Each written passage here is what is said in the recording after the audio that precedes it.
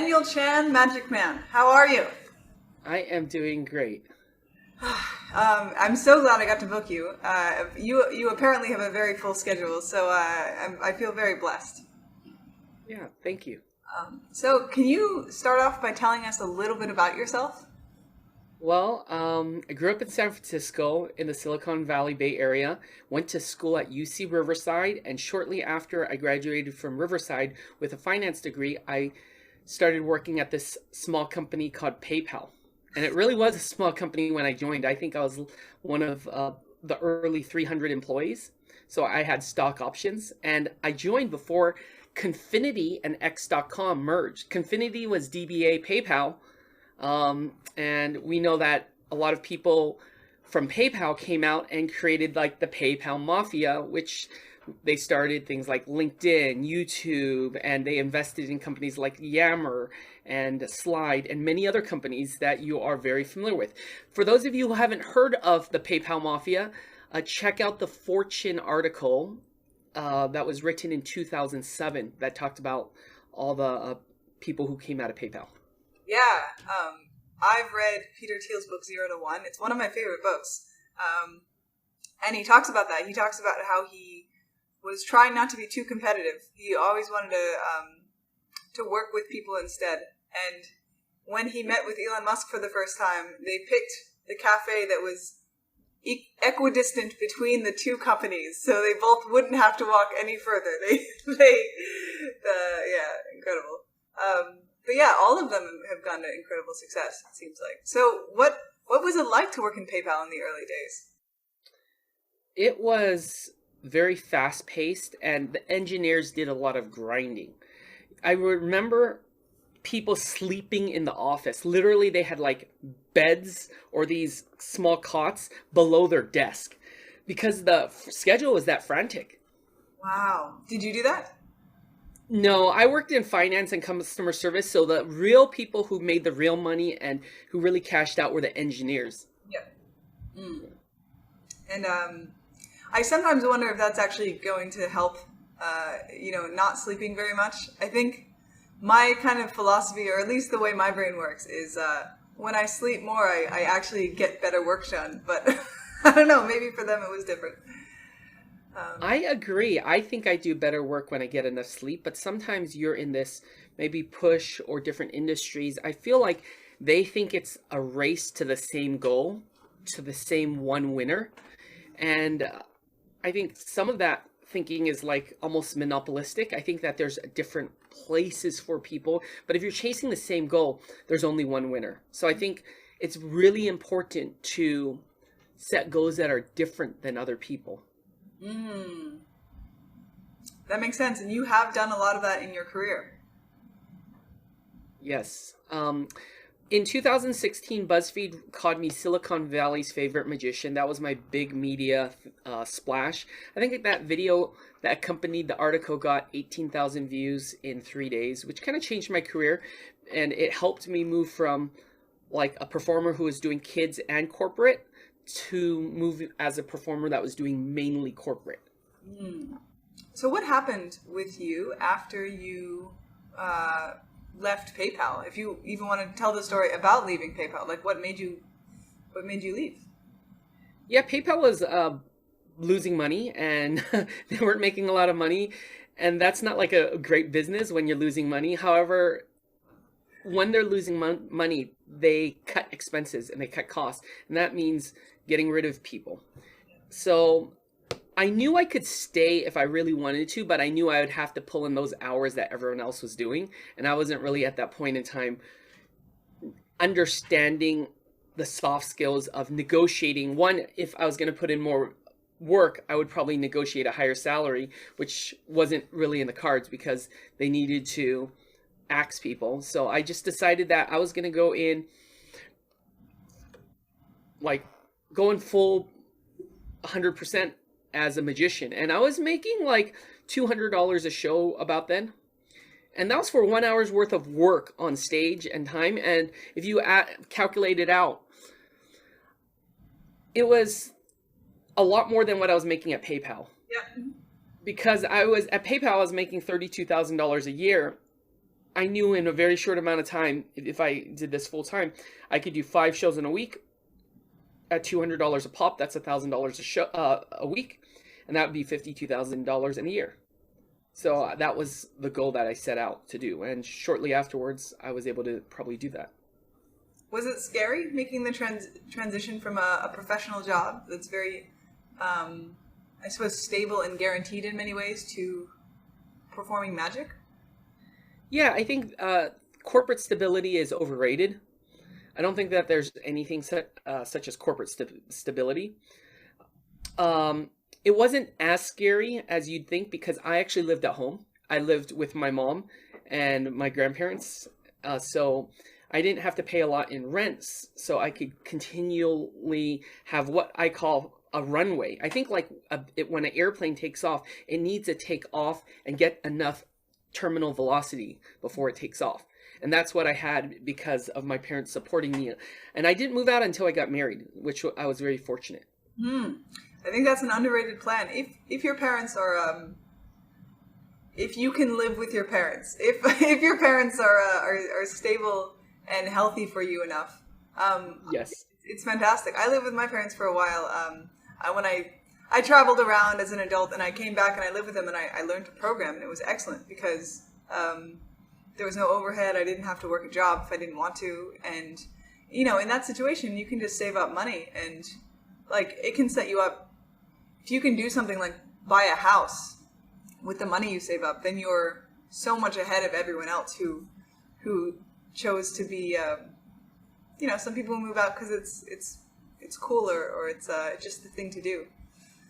Yeah, there's a cost analysis, and to each their own. For me, it really worked out well to stay at home, but sometimes people don't have that luxury to do that. But that definitely helped in the beginning years. Wow. Thank you, Grandma and Mom. Yes. Lovely of them. Okay, so you were a magician, and I believe you were working for a lot of kids' parties at the time. Yep. And then, I don't know, do you want to tell a story about that, or do you want to kind of keep going with your story? I think it's a lot about persistence. I'd had other magicians beat me in competitions. Certain magicians beat me many times, but I knew that if I grind it through, I'd be willing to work hard enough to really make it work.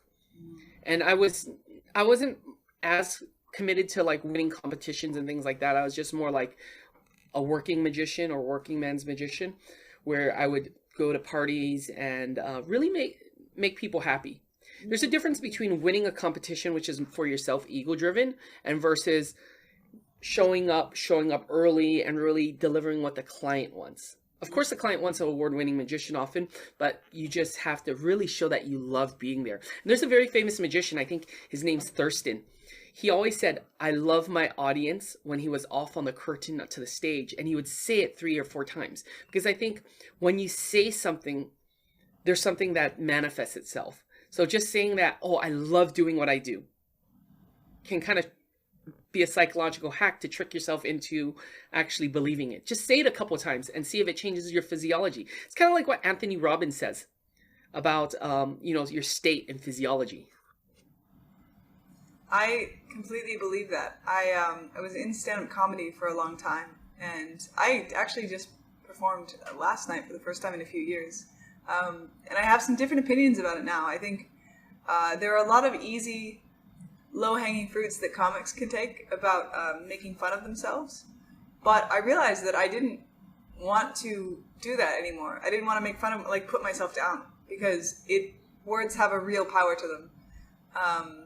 And there's something about always having your own back that is incredibly important, and always, like, saying good things about yourself that I find of the utmost importance. Actually, speaking of what you said, that hard work was the key. I know a comic, Hans Kim, who is kind of blowing up right now. He's doing really well, and I knew him in Seattle, and he wasn't famous or anything back then, but he just said, he's not even the funniest guy in the room. Like, a lot of times when you talk to comics, there's constant banter, and he's just kind of more mellow and chill, and he just said to me once, oh yeah, most comics are lazy. He he would just write 2,000 words a day of anything and then just take the jokes out of it. And then he would just go to like 2 or 3 open mics a night, and every single night, and then just have the consistency. And he was just like a consistent machine. And now he's doing incredibly well. And I think, yeah, I don't think back then he would have like won any competitions, but that's not what powered him to success. It's hard work. I think you addressed 2 key words for me that I used to really go for was low-hanging fruit. Go for the low-hanging fruit, and then don't forget to pull out the ladder after you've feasted yourself on the low-hanging fruit. And I think one of the biggest mistakes I did was to continually go for the low-hanging fruit. And I didn't ask myself, what could I do on television, or what could I do elsewhere? And I feel like I took a very safe route. Even though everyone thinks magician is like risky, for me it was logical, and it was like not a risk at all. And I think I stayed in a too comfortable position for too long. And I got my butt kicked recently, which was when COVID occurred in March of 2020. I lost about 8K of gigs in just 1 week. Wow. And I pivoted to Zoom, and I started doing shows online over Zoom. Honestly, before that, I would never get on a Zoom with people because I didn't know what Zoom was. The closest thing we had was Skype, and I was really uncomfortable on camera too, believe it or not, which I started realizing was the hindrance of why I did not want to go on television, is because it was a lot of hard work. And not just comics being lazy. I think as a magician, we sometimes get lazy, or we get complacent, and we forget to write down our goals. Or if we said, if we were going to swing for the fences, what would we really swing for? Or what would a home run look like? I was doing a lot of first, second, and third bases, a lot of first bases, just getting to the gig and getting a decent paycheck. I mean, like, it wasn't a lot, but, you know, $300 to $750 for an hour's worth of work at a gig being self-employed. It's not bad, but it's definitely not good in the Bay Area. It's like, it might sound like it's good, but when you start thinking about it in terms of the cost of living in the Bay Area, it doesn't get you that far. And that's what I kind of wish I did, was believe in myself more and hit the home run. But out of necessity, when this pandemic hit, I was applying for jobs and doing many other things. And I started realizing, hey, I'm going to be earning $20 an hour if I go get a new job, or maybe I'm going to start thinking of it as street performing. So before, I'm making $300 an hour plus to even thousands of dollars an hour. And I just went right back to zero, started performing almost for free, doing a couple of free shows and figuring out what it is and what the value proposition is. And I started doing things not just like the linking rings or cups and balls or things that you would perform in a live situation. My whole Zoom show is things that I wouldn't perform live. For example, I have an illusion behind me. It's an $8,000 illusion, and it's 240 pounds. But I wouldn't carry that to places. Yeah. But now I can do it consistently. So there's an advantage. For example, on Zoom, I can mute people. I've woken up at 5 a.m. for shows for MasterCards in Dubai and South Africa. I've done shows all around the world from the comfort of my Zoom studio. 52 shows in a week and 12 shows in a day. Wow. I remember one day I was doing shows at 12, 12:30, 1, 1:30, 2, 2:30, 3, 3:30. And then I had 4 more shows. I don't want to ask how you had time for bathroom breaks. I don't know if I want to know.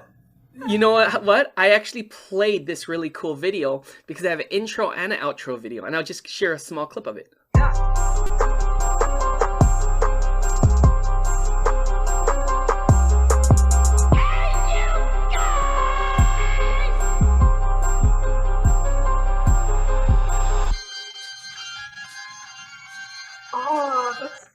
I love your stuff. And that's a rap that you can find on my website or on my social medias.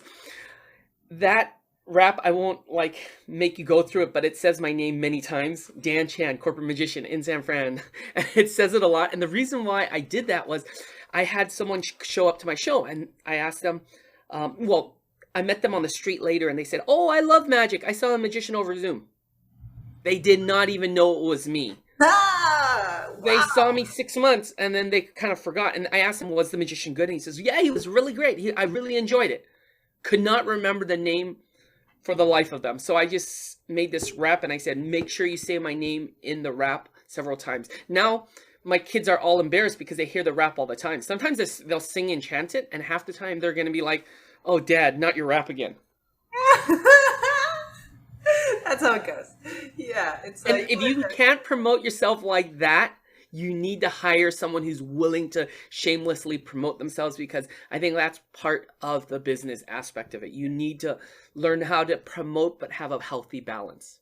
Yeah, I've been struggling with that as well for my podcast. I don't know about struggling, but I've been toying with it because, I don't like just even bringing up the fact that I have a podcast in conversation with friends. Like, it's so small right now.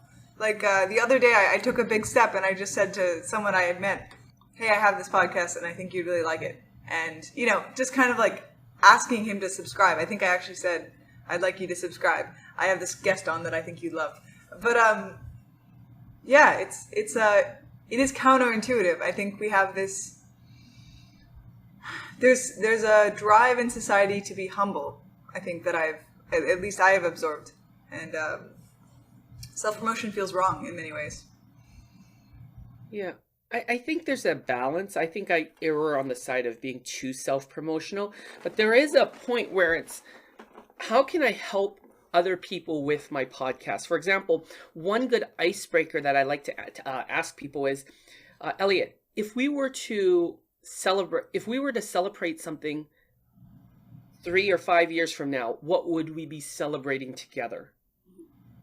And the purpose of that question is asking them what their goal is, without, asking them like what their goal is, because you can really find the core of what someone's working toward,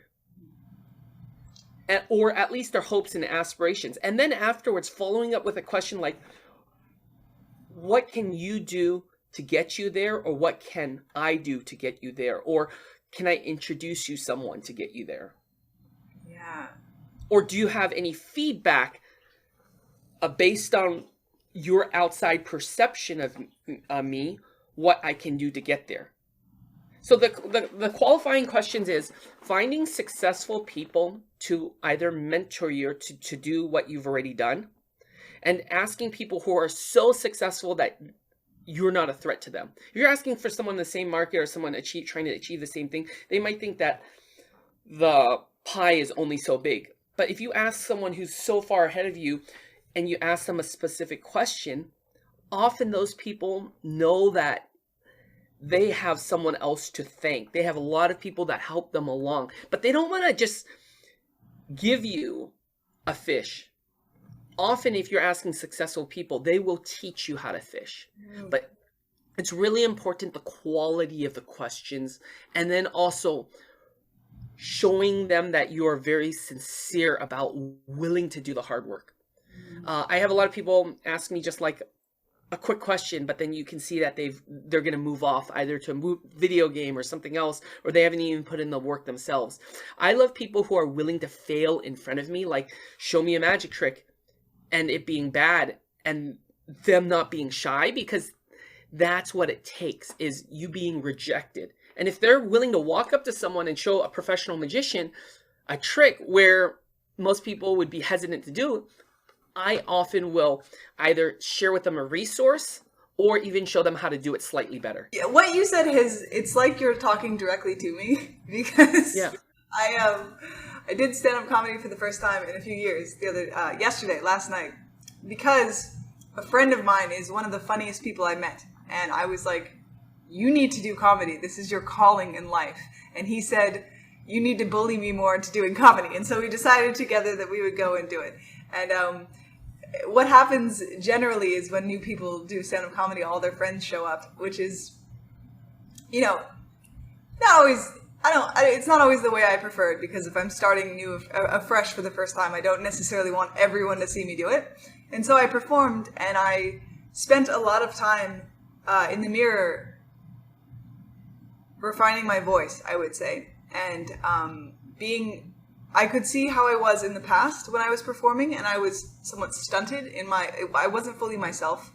It was like I was, in the past, it was like I was shy and I was trying not to be too over the top. And then this time I was really reaching for a more expressive point of view. And I did well. I didn't do great. I didn't kill it. And for having done it so much in the past, it wasn't what I was used to. Like in the past, it was at places like this, I might have been one top 3 maybe, and it was pretty good, but it wasn't great.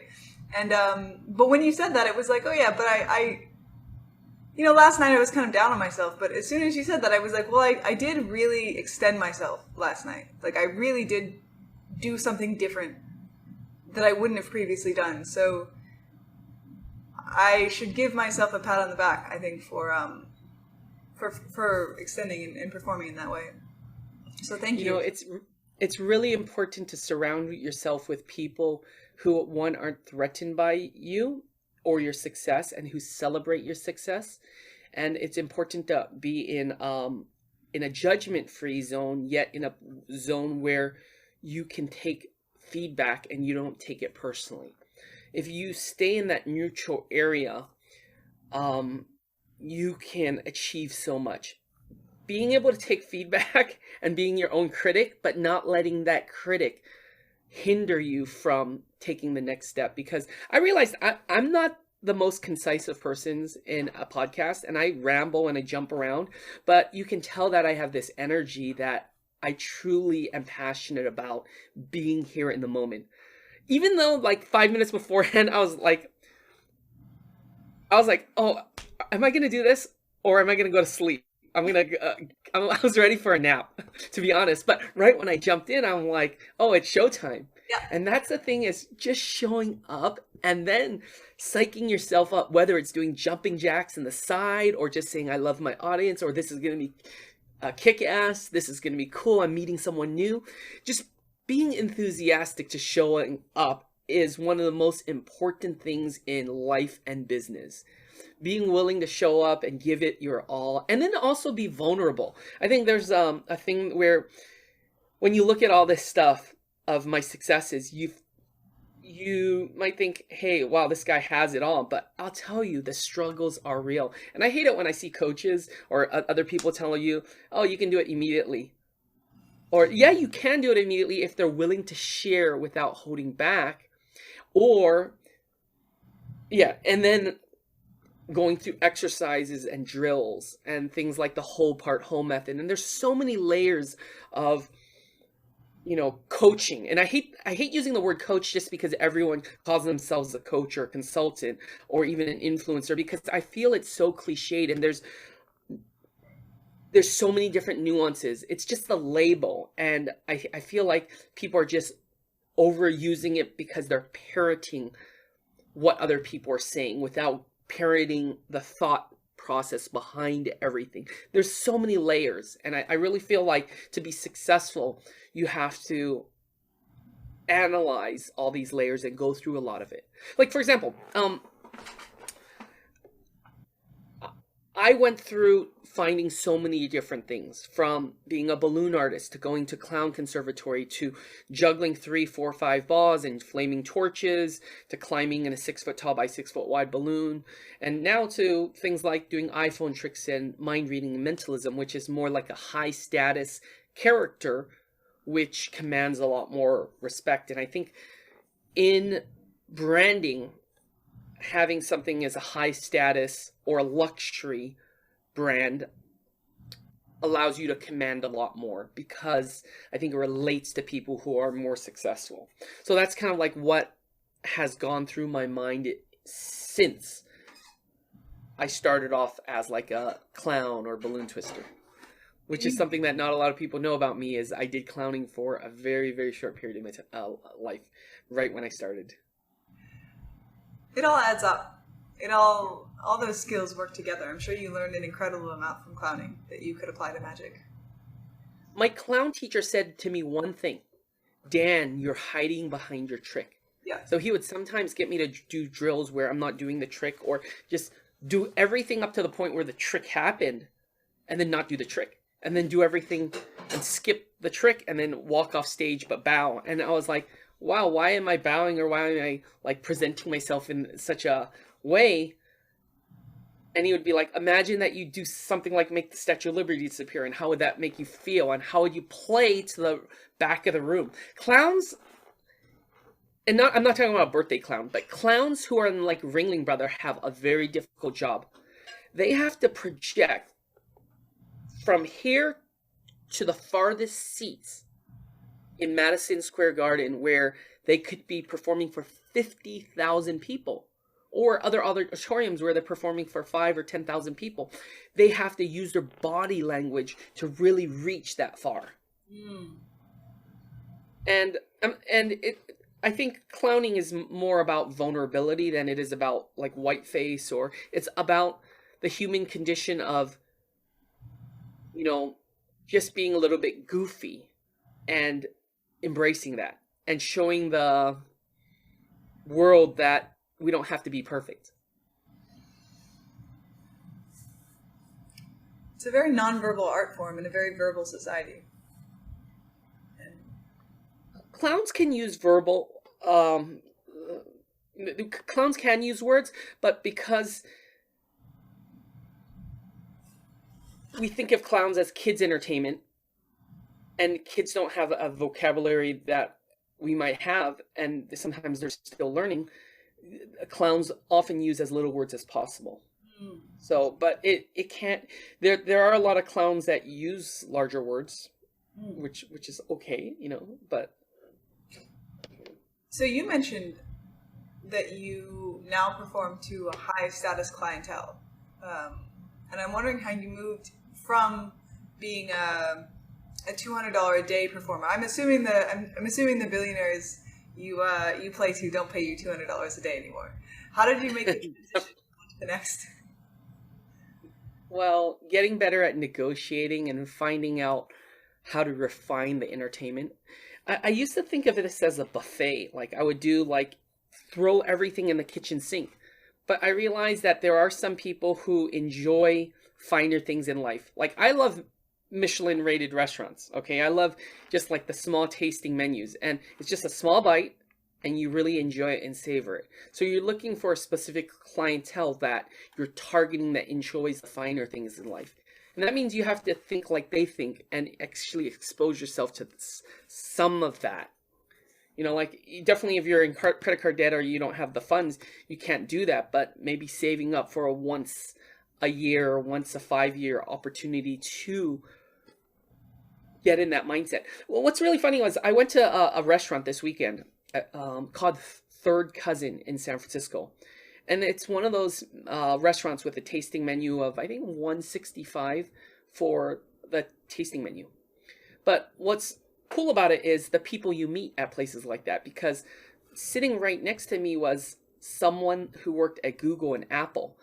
And I just asked them one question, and then I let it sometimes. I'm so used to doing it all the time. I do it inherently. Like when I meet someone, I somehow get them to,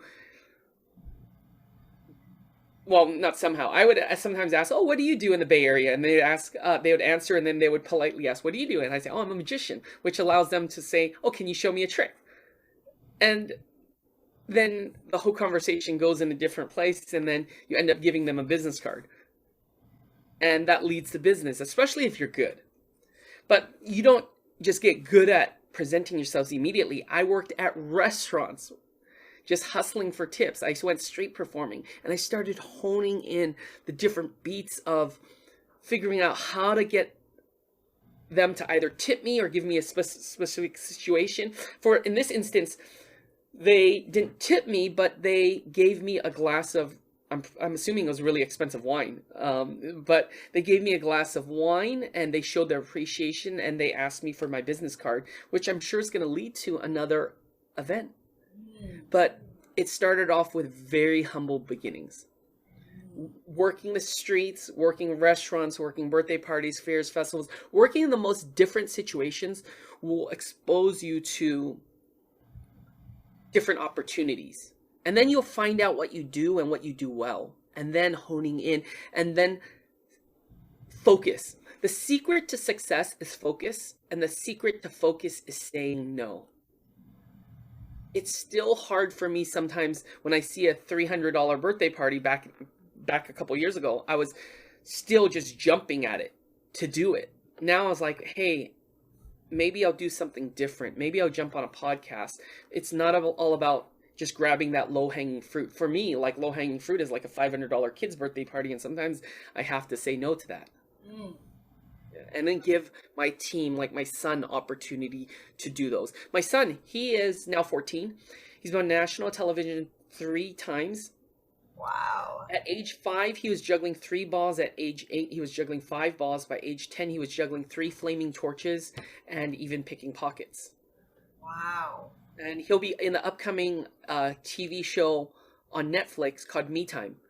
Or actually, I think it's like a Netflix movie called Me Time with Kevin Hart, Mark Wahlberg, and Regina Hall. Really? Oh my God. What's his name? It's going to come out in August.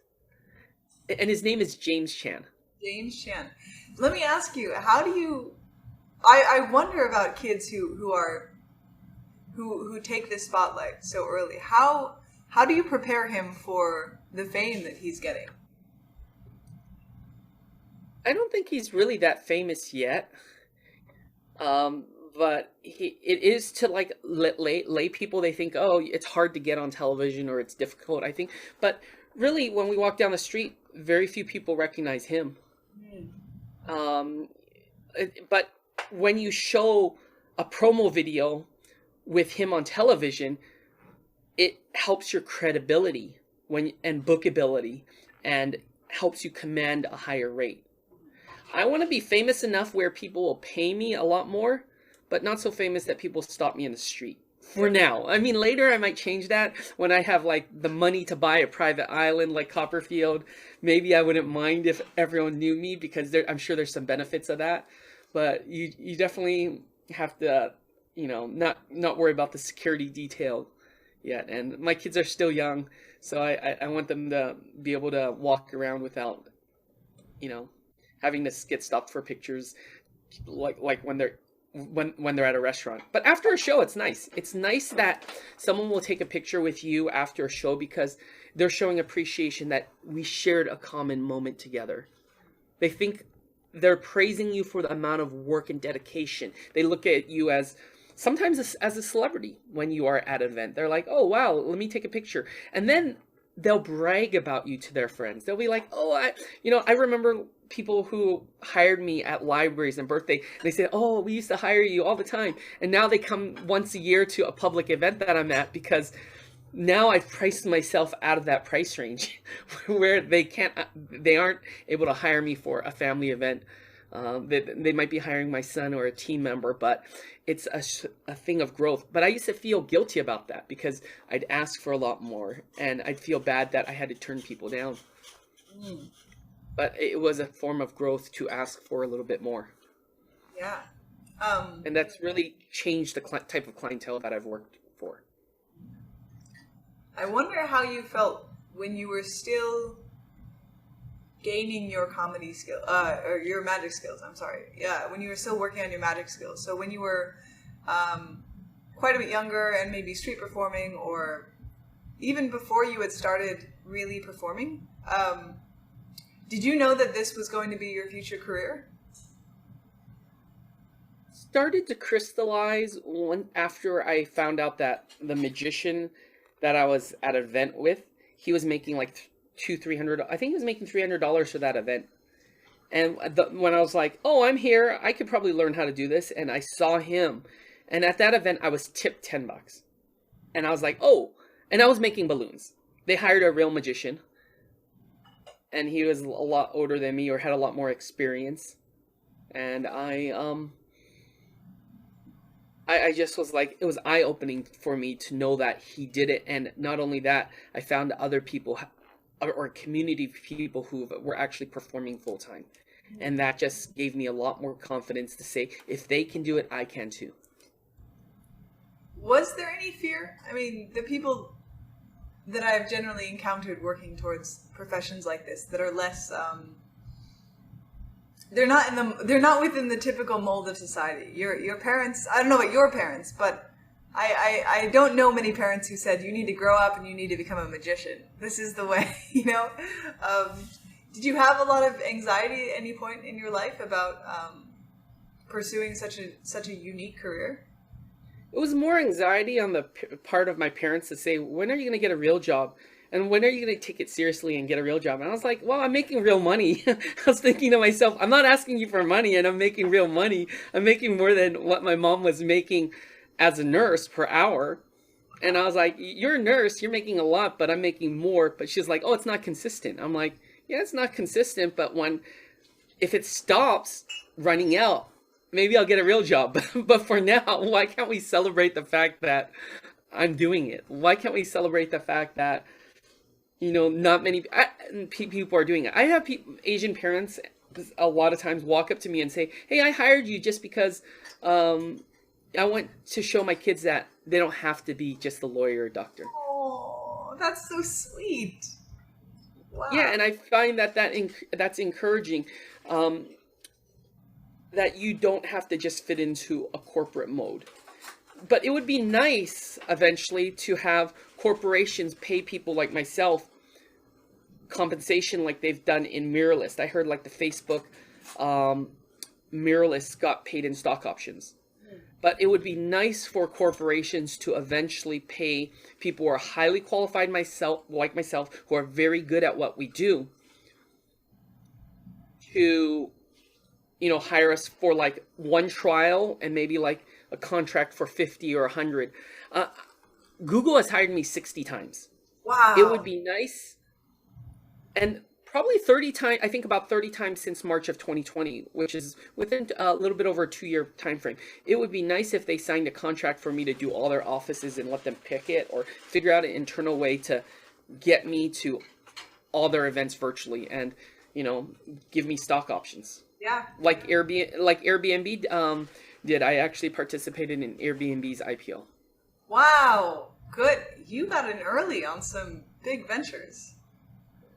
It's about finding out where the money is, but not just that, contributing early on. I would always jump on the bandwagon early, like even before it was something. I would give feedback. I would just really go through the grind. With Airbnb, I just had a experience that I was doing live for them, and it was my Bay Area DinnerShow.com experience where I would do a magic and dinner show and I'd partner with restaurants.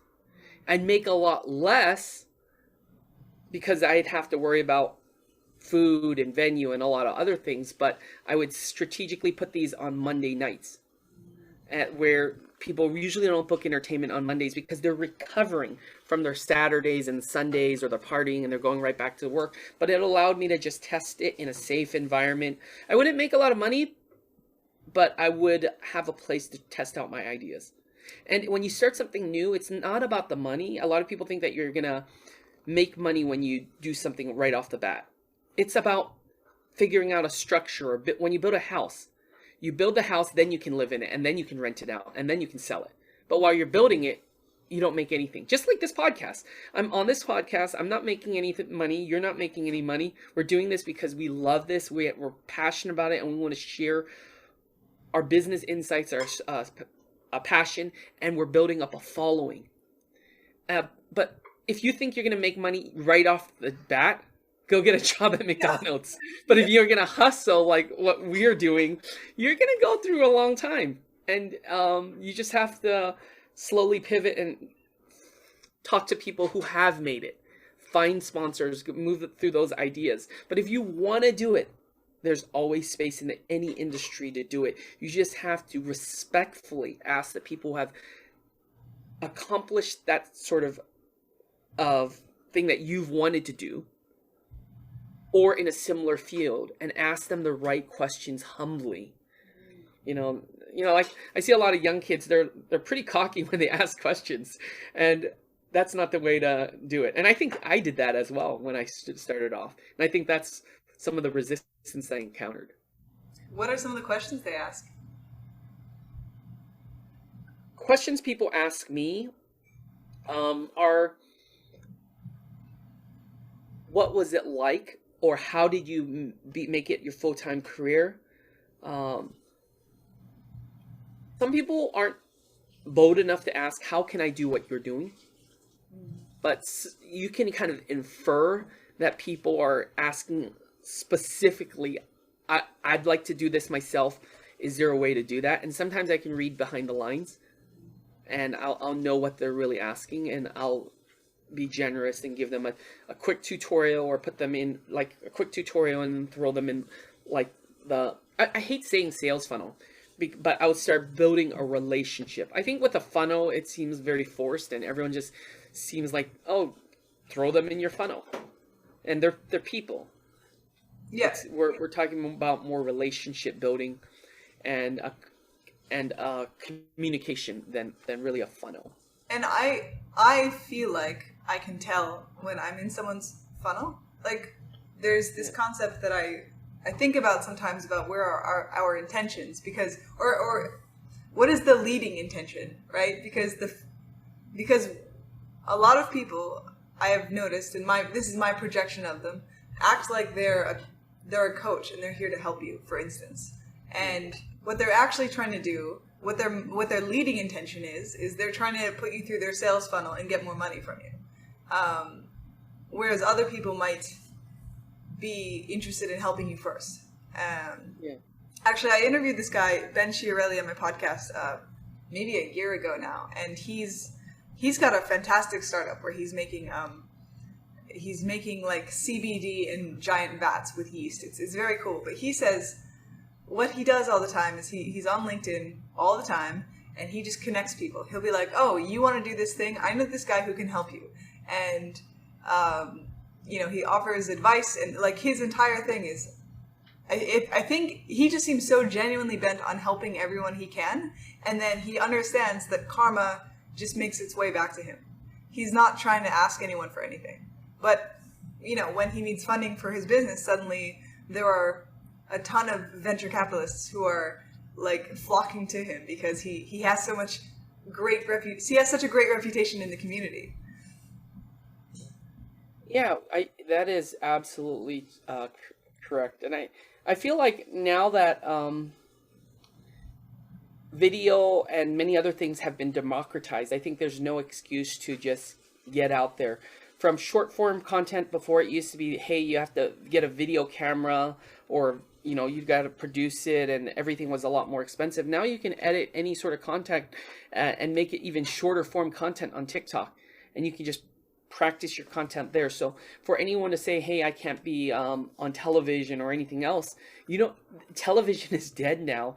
There's Instagram, there's TikTok, there's other things that people are doing, and you can be in control of this new medium. And it is unknown territory because it's new for all of us, but there are business case studies that you can learn from different places that you can pull in and even change the existing business models. And that's a challenge for people, is being able to go into a place that's new and not conform,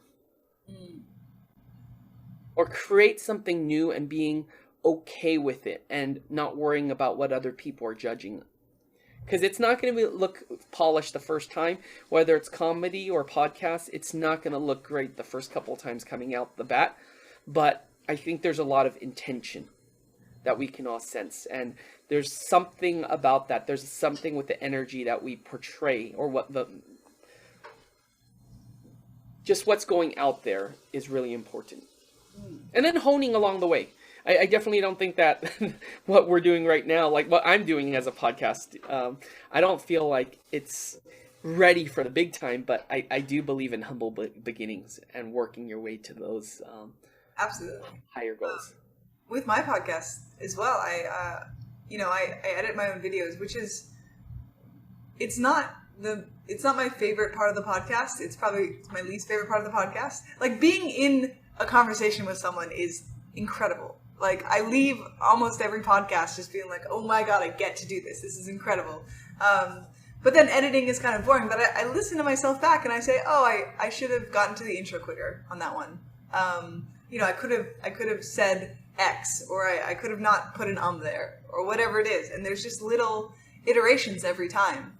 And what you were saying about it not being polished is so true, because I am currently not very regular with my podcast. It's just one of my shortcomings in life in general has been that I am not very consistent with things or super organized. But I just decided, like, I can't wait for the organization to catch up and for me to magically become super consistent. Like, what the best thing for me to do right now is just do podcasts and work on consistency as I go. I can't just not do any podcasts until I'm perfect.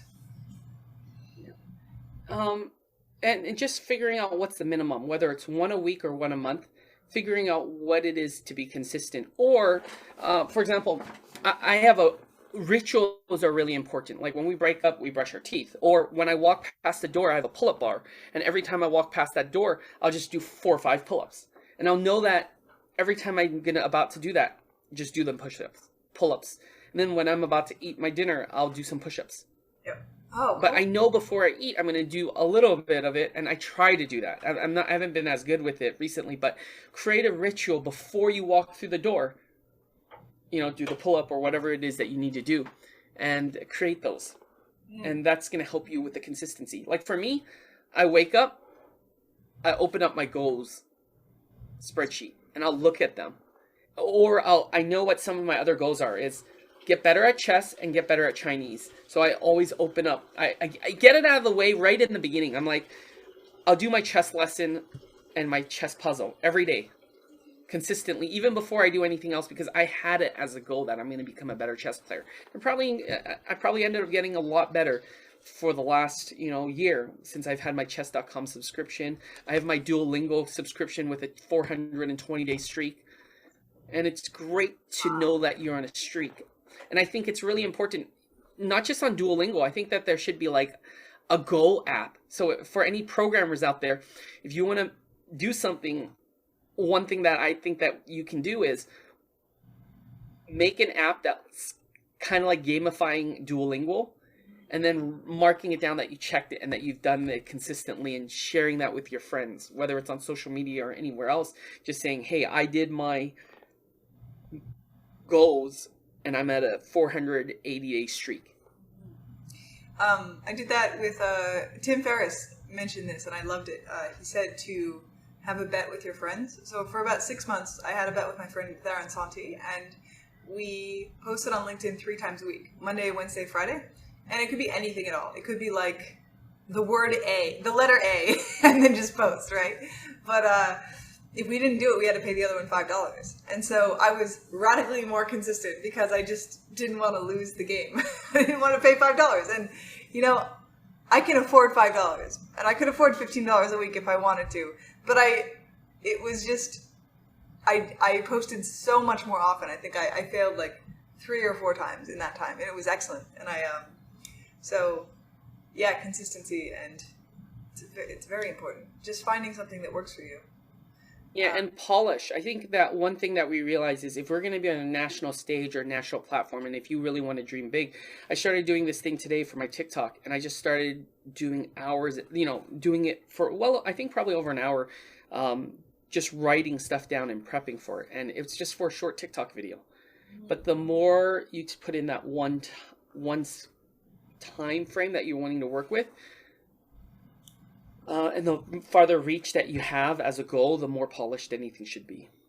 And that's the problem, I think, with most of us, is we're just like, it's good enough to launch, but if you really want to get to a wider audience, you do need to work on being world class. Mr. Beast had an excellent episode with Joe Rogan, which I would, even if you're not a big fan of Joe Rogan, I would highly recommend. It was, do you know who Mr. Beast is? Yes. Yeah, I'm sure you do. Everyone does. He talked about how, like, when he's making videos, 3 times as much effort doesn't give 3 times more views. 3 times as much effort can give 10 times as many views, or 20 times as many views. There's an outsized amount of effort. So when you're putting hours into a TikTok video, you might get 100-fold return on views. Wow, I have to try that a little bit more and put more effort. Did you see that as a video, or did you interview Mr. Beast? I did not interview Mr. Beast. One day, Mr. Beast, if you're out there, I would love to have you on the podcast. But you know, that's a future goal. He was on Joe Rogan. He Okay. Anyone who wants to make videos or make content, that is a must see. His strategy is incredible. He said 1,000 days in a row or something like that, talking to these 3 other video nerds, and they all had like about 1,000 subscribers at the time when they first started, like very few, and then every single day they would talk about like how to make better thumbnails for videos, and they would analyze 50 of the top thumbnails for videos and like look at the colors that they use and what was in the thumbnails, what were the consistencies, you know, how to edit, how many times should you cut scenes for different videos, you know, every little detail, and then he just brute forced it. He just got better and better and better at making content, and that was his obsession. Like, I'm sure he said no to many things, social occasions and jobs and all those other things. And I'm wondering, if he's still editing his videos, or does he have a production team? Because when you get to a certain level and you can afford to throw out millions of dollars, I'd probably throw some money toward a video editor or an intern. That's a great question. and then outsource. So I'm really curious if he still does his own videos. That's a good question. I am too. I know he has a lot of staff members. Some people prefer to, although I have a feeling maybe he doesn't edit his own videos. Maybe he just kind of oversees everything. But I know of a few YouTubers who are at the top who prefer to edit their own videos because then they control the storyline. Like, they are kind of the arbiters of the storyline, and so they know exactly how to do everything. But I think Mr. Beast, I think he's in something like North Carolina or Virginia, like a state that isn't very big, and he has essentially started his own movie studio there. And so he has hired some world-class television editors and producers and things like that, and he has a massive warehouse, and he just films these incredible, insanely viral videos there. And so he's started like his own miniature Hollywood over there. I'm sure he has the talent to have people edit for him. Yeah. I'm wondering about the billionaires, the various billionaires that you have done magic in front of. I perfectly understand if you don't want to name drop any names, but could you tell us perhaps some stories from those times? Yeah, I performed for a very famous chef in Pebble Beach. In fact, I posted, he's a 3-star Michelin chef out of Napa Valley. I performed for him in Pebble Beach recently. I performed for a hockey team owner and a guy who owns vineyards, some companies. You can Google their the names of the companies and to find out that these guys are very, very big. So there's a lot of there's actually so many stories. The story I remember the best was a party. They set it up. The guy sold his company to another large company, and he was celebrating. I think the family was going over some hurdle. I think the kid was recovering from something like some medical thing. So it was really interesting that they had to shut it down the entire block around their house, and they got a permit for the park. They lived across the street from the park, but they got a permit for the park. And I was like, kind of cool. There was 45 performers, I think, that day. Like performers like me. Like they had acrobats and circus, and they had like these food trucks, I think, and then they had a caravan, like kind of like a gypsy caravan that they hired. And I was just kind of figuring, so how do we know who's your guest? And what do we do if someone walks in? Because there were no barricades. There wasn't anything shutting anyone down. And they're like, no, just treat them like guests. I was like, if I knew you'd say that, I would have invited some of my friends over to this party. And like, I was like, oh, come see the free show. This guy's, you can get free balloons and free food and all this stuff. But they were just like, nah, if they walk by, cool, just treat them like guests. I'm like, super, super cool. That's a sign of a very community oriented person, I would say. Like, they're using their wealth to enhance their community and to show everyone a good time, even if they don't have any money. That sounds like a You just have to be in the neighborhood, the right time, the right place. It wasn't like you need a wristband or anything. lot of wealthy people that I've met. Not all of them, but many of them are give an incredible amount to their community, really, and work very hard to enhance it. I think,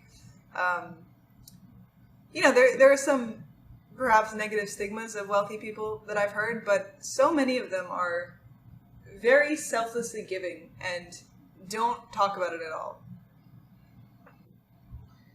And I feel like that's I feel like some people are using either that as an excuse, or they've been told by someone else that's the way that they are, and so then it's just the stereotype that goes a lot further. I think a lot of wealthy people might put their name on something for a building, but a lot of people, you can see a list of people who support museums or any of the other things. One thing that I used to do was I would look for top donors, and then I wouldn't go all the way to the top because I realized that they're really busy, but I'd find someone on the donor list and I'd take a picture of it and I'd look them up on LinkedIn, and then I would just connect with them.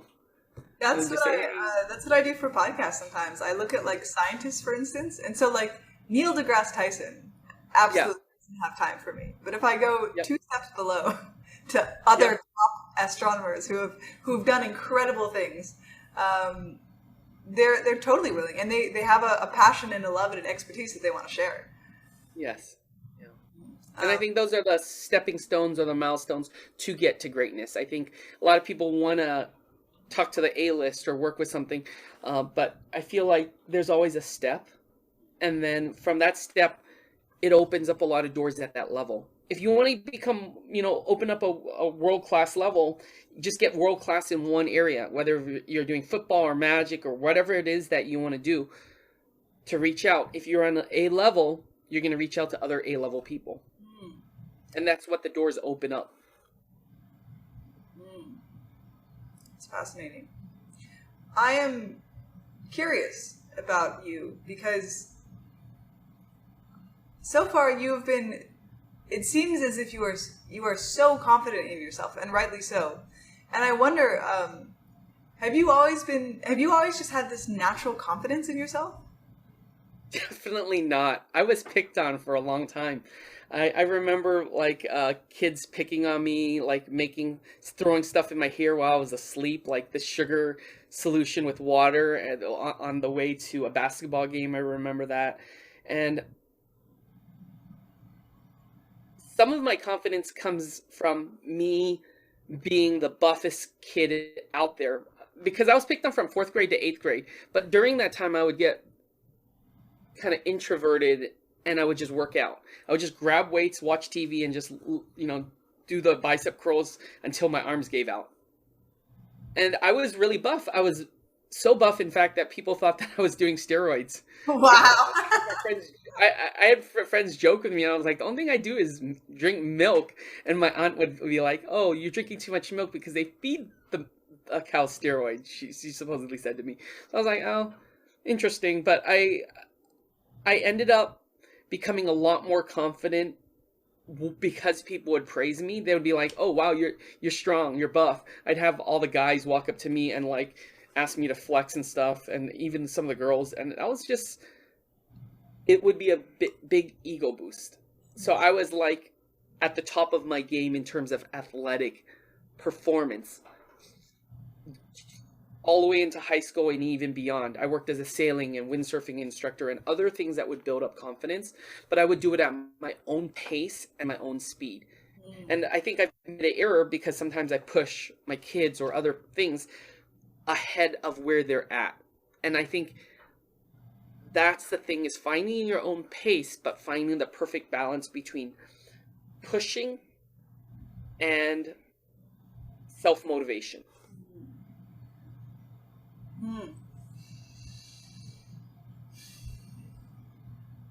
like, for example, my son, he's very successful, but it's because I push him to get that. I know what the outcome is, so I'm just like, hey, we're going to get there. We're going to get there, and there's going to be a result because we're going to get there. We're going to get on television. By the time we get on television, we're going to be able to charge more. I can see all the pieces of the puzzle, and I literally can see everything from a macro perspective, and I know where everything's going to line up. Wow. Because I've done it before. If you want to mirror success, find someone who's done what you want to do. There's so many armchair experts. I was watching something where it's like 3 levels of competence on YouTube by the guy who does valuetainment. And he talks about the levels. And I wish I had it, because people just talk about it, people can kind of do or teach it, and people can actually execute. Half the times people know it in theory, and they just know the theory of it, but they don't know how to execute on it. And knowing something is different than doing it. And the biggest example that I see is in magic. Half the people can tell me how the trick works, but they can't do it themselves. And that is like a travesty, because you can appreciate it to an extent, but then your ego can't get you past the fact to either practice it or to understand it in such a way that they can actually do it, or do it confidently. And doing it confidently is half the battle. I mean, the performance and the showmanship of it is incredible. Yes. I was talking to my partner Elliot, who he used to do a lot of circus things. Now he teaches meditation. He's fantastic at it. We were talking about corporate gigs before. He just did his first corporate gig at Freelancer.com, and they loved it. So feel free to book him. He's great. But what did he do for Freelancer.com? Taught meditation. I loved the way he did it. So he got their values, their corporate values, and one of them was like, be data driven. And then he made a meditation based on every value. And I was like, how do you make a meditation based on data? And then what he did was he said, okay, there's data in your own body, because your emotions are data. Many of us, we have this idea that we need to work against our emotions. Like if we're too emotional, we need to like let logic prevail, or whatever that is. But there's another way to think of it, where our emotions are actually, our bodies are tuning forks that are very sensitive. And our emotions, if we listen to them, will guide us in the right direction. Or like, if we're, for instance, I'm getting a little sidetracked, but like many people who have anger issues will ignore their emotions completely until the anger gets to like 80%, and then they explode and they can't control them. But if actually those people were to oftentimes listen to their anger when it's 10%, and then put a boundary down and say, hey, I don't like that you've done this. I'm feeling, a little bit resentful here.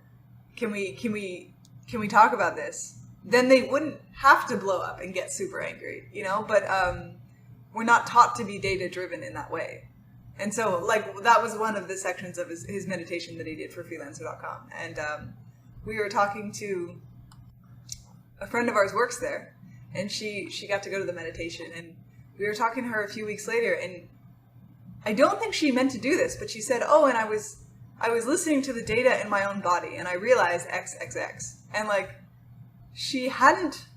I don't think she meant to tell us that. I don't think that was like a conscious thing, but she had just absorbed it so well that now she was thinking about the data in her own body. And I thought I was chuffed. I was very proud of him in that moment. Freelancer.com is a website that you can find freelancers and video editors and stuff like that, right? Yeah. It's based in Sydney, and we also live in Sydney, Australia. And so, yeah. Was this a live event you did for them, or was it virtual? So I didn't do it. Elliot did.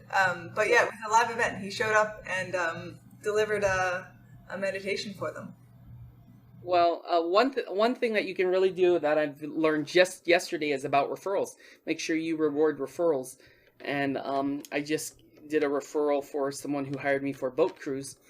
But if you would like to refer me to any of the clients, including Freelancer, I would love to work for them. That was maybe one company on my bucket list. I'd be more than happy to send you 10% of whatever I book it for. and I'm travel to Australia, as because well. that is on my bucket list. My videos, I want to thank Freelancer, because my website, my videos, I've hired probably 15 or 20 people from freelancer.com, a plug out to them, for designing websites and everything. It is such a great website. And they have this thing called contest, where you can make them refundable or non-refundable, but you can put money in a contest and let people bid for it. And the highest bidder gets your award, and sometimes I'll even award first, second, and third place prizes for people who have put in a good effort. Like, Wow. just so that I can use it as social media content. So, like, let's just say I make a video for my website, and there's probably only one best video, but if they're already done with the video, I'll say, hey, I already selected a video, but I would love to offer you a second or third place prize for allowing me to share it on my social media for more content. So I have different versions of it, but that also rewards them, because they're working on spec. And working on spec is like, you do such a great job, you can build your portfolio, or you can build your portfolio and get compensated a little bit for it as a second or third place prize. That's kind of cool. Yeah, and that's very generous of you too. It's good to support people who are working hard to do what they want to do. Yeah. I am interested in what you said before about working on fitness, and becoming a sailing instructor, because it's quite different than magic. But I think I also experienced this as well. I was quite introverted as a kid, and I moved around a lot, and I learned guitar. And it's funny because guitar is one of those things where you play in front of people. It's like you kind of need people to play in front of, but most of the work is done alone. I mean, for me at least. For other people it might be a different journey, but for me it's like a lot of sitting in my room alone, playing scales, or like just improvising or whatever it is. And then that introversion and even the being bullied kind of fuels that, I would say. Yeah. If you're serious about learning how to teach sailing or sail, I can recommend some summer camps that I've worked at the past, that actually hire people from Australia and other places. And summer camps are a really great place to play guitar and sail and get paid to do it. It's a cool idea. That sounds like a lot of fun. I don't know how to sail at all, but that does sound like a great time.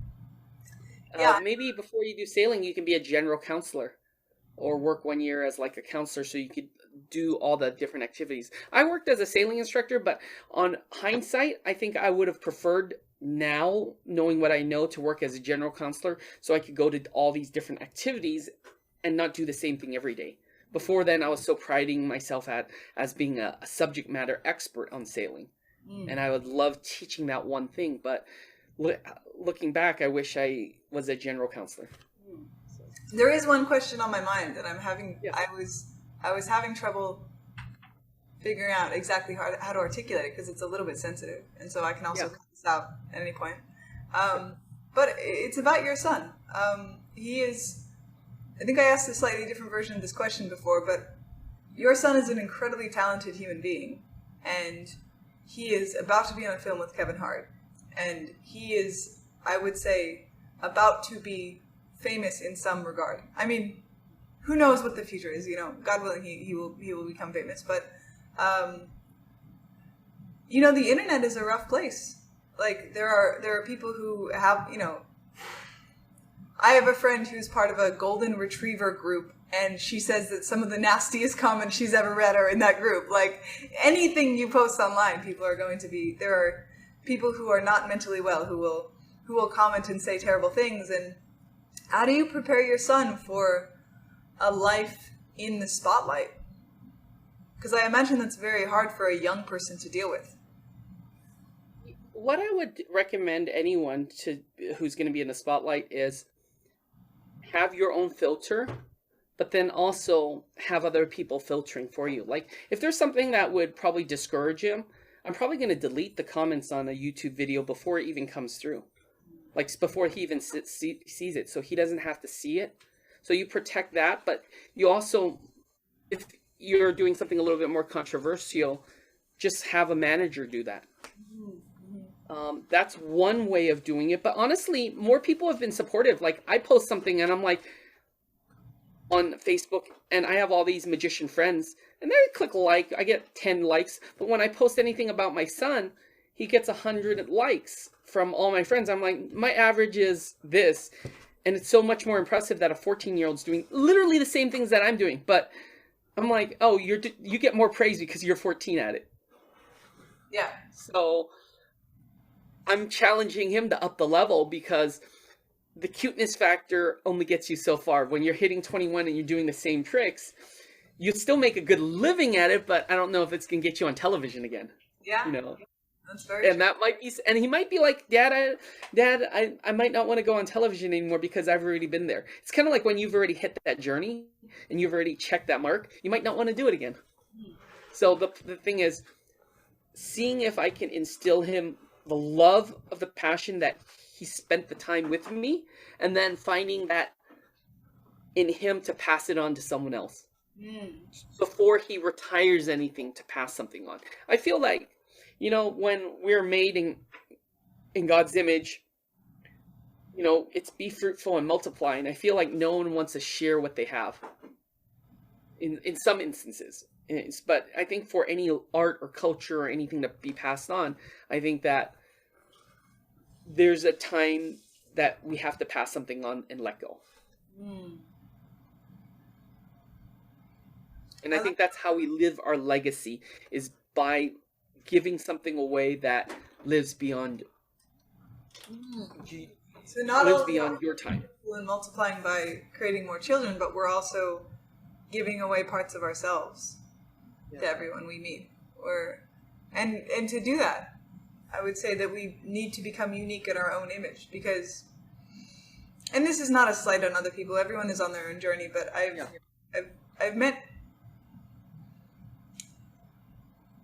I have to say, especially in the U.S., I don't quite know what it is, and this isn't a slander on the U.S., it's an amazing country, but I've met quite a few people who I think because of whatever traumas they've experienced and just the general culture, like they seem to be a little bit afraid of being themselves. And so there are quite a few people that I've met who kind of suppress their inner, the gems, the gold pieces in their soul, because they want to appear like happy. You know, everyone needs to appear happy and confident and positive all the time.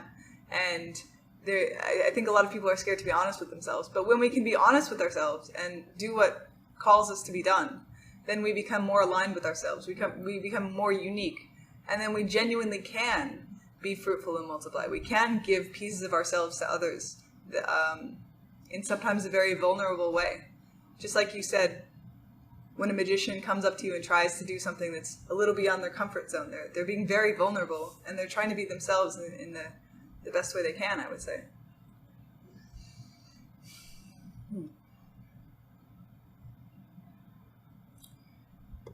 When you go to these parties with these incredibly successful people, I imagine that you've learned a lot from them. Are there any teachings or bits of wisdom that you could share with us? Yeah, look at what's on the bookshelves. You'll see a lot of commonalities. If you go to someone who's successful, I would actually ask people specifically, can I have permission to take a photo of your bookshelf? And I would do that once in a while. And I would just see which books would show themselves again and again. Like, you know, Peter Thiel's book or Ray Dalio's book. You'd see that on a lot of people's bookshelves, or you'd ask people what they're reading right now. And there would be these thought leaders. And I really feel like if you want to become a thought leader, you can read other thought leaders, not to copy them or imitate them, but one, you can see kind of their structure or the layout of their book. There's a lot of commonalities to success. Success leaves clues. Peter Thiel's book, once again, 0 to 1, one of my favorite books of all time. It just has these, it's just so jam-packed. It's a short book, and it's so jam-packed with knowledge and wisdom. One of the things he says is, when he's interviewing people, I'm wondering whether he asked you this question. I'm not sure if you can remember back to the PayPal days, but he said he would ask people, what is one thing that you believe that most of the world does not believe? And I'm also wondering if you can answer that question. Maybe off camera, I'll answer that to you because that is very vulnerable, and I don't know if I want to share that with everyone else. Yep. But with you as a friend, I would share that. I can imagine that saying something that the rest of the world does not believe might be something might be challenging for people to hear. Yeah. Thank you. A funny thing is, I think that I know there's going to be a PayPal reunion later this year, and I was not invited to the first three, but I got my invite to the last one, and we rewrote history. In 2007, there was a Fortune article talking about the PayPal mafia, and I wasn't actually in that article. But when Business Insider wrote the article on me, the HR person said I was early enough that he could be considered part of the mafia. Wow, that's incredible. I don't know. He said that, but he's an HR guy, and he was one of the guys that hired pretty much all the guys who brought on. But I was just like, hey, that's kind of cool. History was rewritten without me having to change history. He said that I was in the time period where he could be considered that. I was like, pretty much it's alluding to that. So I was like, and I don't know if that would have happened until I became like the Billionaires magician, or all these features came out on me. But when they're finding their success, I found my own success in a different niche. And I came back full circle working for corporations from A to Z, from Airbnb to Google to Zillow and Zoomingo, from Apple to Zillow. It really came from life's go to work for all major corporations. And I think I've done that. If you look at my website, you can see the list of corporations. And you just have to kind of check things off and write down your goals and let it be known. I like that. Right. For those of you who are here, check out my website, danchanmagic.com. I'm also at bayareadinnershow.com. I'm looking for people who are like-minded, and I'm also looking for investors to build a magic venue like the Magic Castle in Hollywood. So if you are a magic fan and that resonates with you, and that you've seen me do successful things, and I've already done something successful in a niche area that many people have found it hard to even find success, maybe you'd be interested in discussing and taking a look at my pitch deck. I would love to share my pitch deck with those people out there who would like to invest in something like that. I'm very interested in this venture. So you said it's going to be like the Magic Castle, which is in LA, I believe. Yes. Is your where is your venue going to be located? In the Bay Area, or maybe Catalina or Hawaii, but probably in the Bay Area. But if I can find someone with real estate who's willing to really make this work, real estate is the biggest barrier. And then finding investors is also something, because you'll need some initial investors. But I feel like partnering with a venue, like a luxury resort or hotel, is something that would be a milestone for us. So that, to test the proof of concept, to be able to have it in a nice venue already, like maybe partnering with the Ritz-Carlton or another luxury brand. And that's I think there's barriers to that traveling magicians have that they don't have when they're in a venue that they can be in the whole time. I saw a Penn and Teller show, and they said that they perform in Las Vegas almost exclusively now because their $8,000, like you said, illusion in the background is not very transportable on a plane. So, but if you just have it in the same space all the time, you can accrue all these amazing sets and set pieces and work with them every day, day in and day out. And so audiences who go to a Magic Castle type venue get to experience a type of magic that generally they would not be able to experience otherwise. Yeah. And no longer do I have to wait for someone to cut the cake or tell the spectator to stand here and the angle's not good. Some things are really restrictive. And when you have your own dedicated venue, you can do a lot more. And that's the step that I want to take, is give up the comfort of traveling, or the advantages of there's an advantage and a disadvantage of every situation, but lean into the advantages of having your own venue, or at least a partner venue where you can offer a more consistent product. For example, if you put something and you bring something to stage, the stagehand might not always put it in the same place. And especially since you're going to go to a big stage or a stage that changes in venue or size, the more things that you can do more consistently and change less variables, the more honed something can get. Mm-hmm. And that's the thing that I really want to focus on, is honing something in one specific venue. And that's true. You could, for instance, I don't know if you use trapdoors or anything like that, but you could, for instance, put in a trapdoor on the stage or multiple, or like rig up the set in a certain way that you wouldn't be able to do if you were just going to someone's house or going to a theater.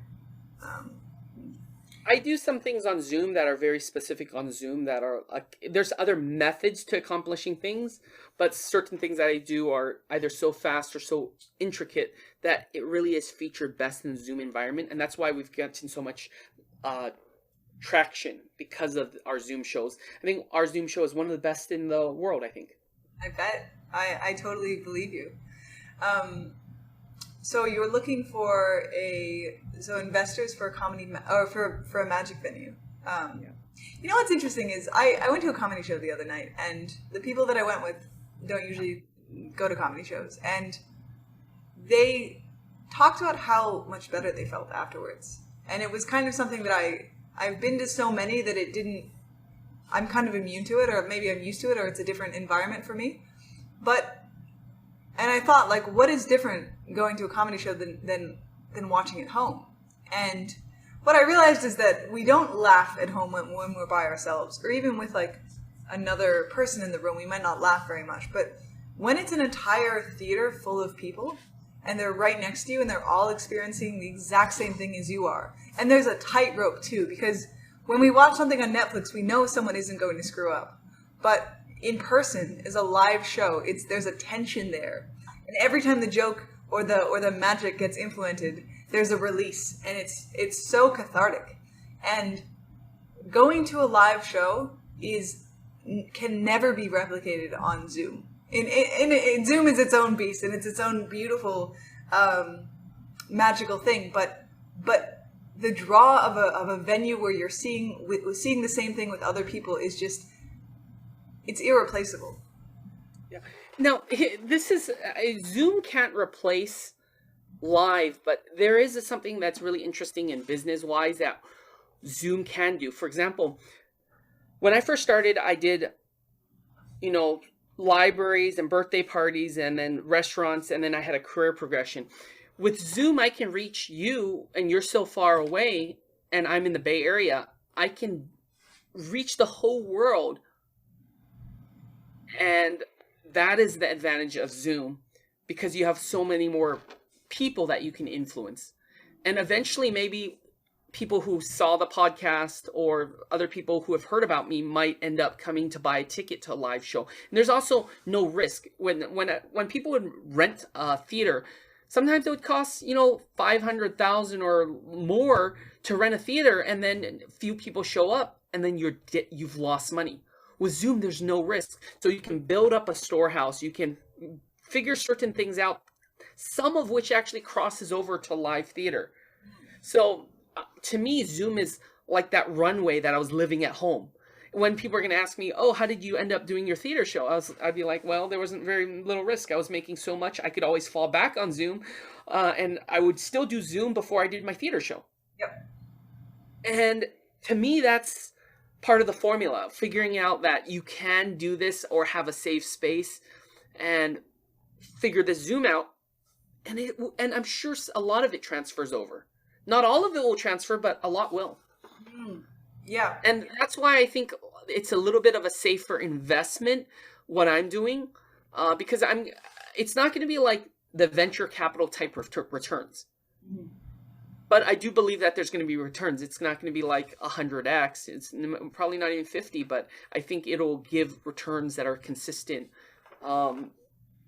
That's not as scalable, but very unique, and something that is very community driven and something that will give back to a community, because theater or any physical brick and mortar is something that gives to the community.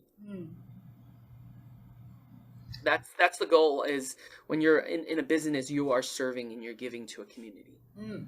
And in San Francisco, I think they do have a need for more community, I would say. A lot of people in tech are kind of on their computers all the time, and perhaps they don't have a place to go and meet people. And every time we can give them a place to go outside and mingle with people and get some wonderful entertainment, it's a huge service to the community. And I also would say, I don't know if it can't scale to 100x, because maybe this one venue can't, but there are many cities around the world that don't have a magic show. I could think of, I'm sure San Francisco can sustain a daily magic show, but I also am sure that London could also sustain it, and like Oahu. There's quite a few different cities in the world that I think this could scale to. Yeah. And I know some people who are doing similar things where they are, they do luxury resorts, and I know some magicians who are just doing like a circuit. And I think this is going to be more and more popular as a business model for people to travel and do magic shows at resorts.